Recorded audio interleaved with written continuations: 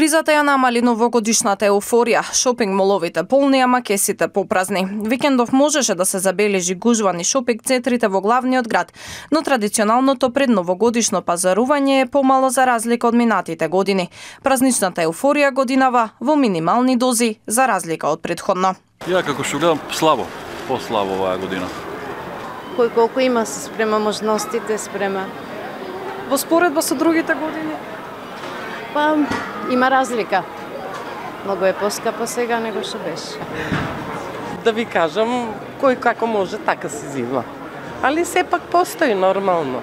Па не знам да ви кажам право, мислам дека има малку, да. Во споредба со минатите години? Мислам дека е послаб. Граѓаните по се изгледа за прошетка ги одбираат повеќе трговските центри од центарот на градот, бидејќи таму може барем колку толку да се забележи новогодишната магија и да се израдуваат најмладите на новогодишните украси, наспроти на градскиот плоштад кој остана скромно украсен, а булеварите се без светлото на новогодишните празници. Во споредба со минатите години, годинава ја има ли уште еуфоријата или? Па не е баш како порано, мислам. Не. Бар така мислам. Постои, меѓутоа не е како. Слабо, нема го тоа. Као што беше пред годините, не е сега. Па после пандемијата супер е. Расположението на ниво. Не знам да ви кажам, за себе можам да кажам само дека ми е се исто ми е како и лани. Чи не сум нити порасположена, нити понерасположена.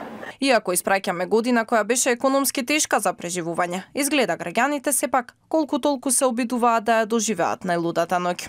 Иако во помала доза од претходните години, сепак предпразничната еуфорија може да се почувствува колку толку во трговските центри во главниот град. Тоа што не се чувствува празничната еуфорија не е изненадувачки ако се земе во предвид фактот дека годината што изминува беше одбележана како година во која граѓаните одвеврзуваа крај со крај. Само за задоволување на основните потреби на едно 4-члено семејство во ноември му беа потребни 51.000 денари, што не се ниту две минимални плати. Стравот од празни џебови останува и за новата 2023, но за миг секој сака да се опушти и барем за кратко да подзаборави.